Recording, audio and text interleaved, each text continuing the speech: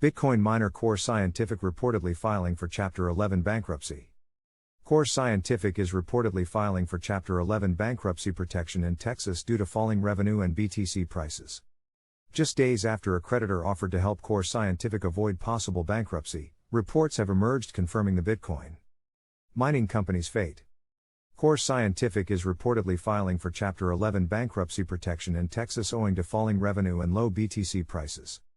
On December 14, financial services platform B. Riley offered to provide Core Scientific with $72 million in non-cash financing, $40 million with zero contingencies and $32 million with conditions, to retain value for stakeholders. The decision was made after Core's valuation fell from $4.3 billion in July 2021 to $78 million at the time of reporting. As a direct result of an extended bear market, Core Scientific had to sell 9,618 BTC in April to stay operational. A CNBC report quoted a person familiar with the company's finances as saying that the Bitcoin mining company would file for Chapter 11 bankruptcy early on December 21.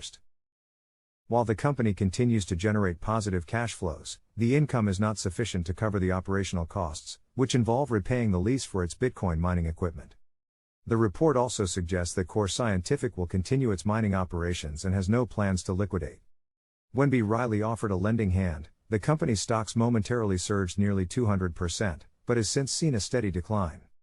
On October 26, a Core Scientific filing with the United States Securities and Exchange Commission indicated financial distress.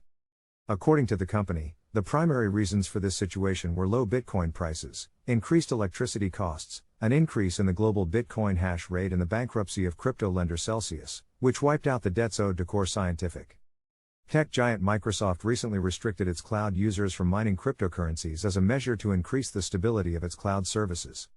As Cointelegraph reported, Microsoft updated its acceptable use policy on December 1 to clarify that mining cryptocurrency is prohibited without prior Microsoft approval.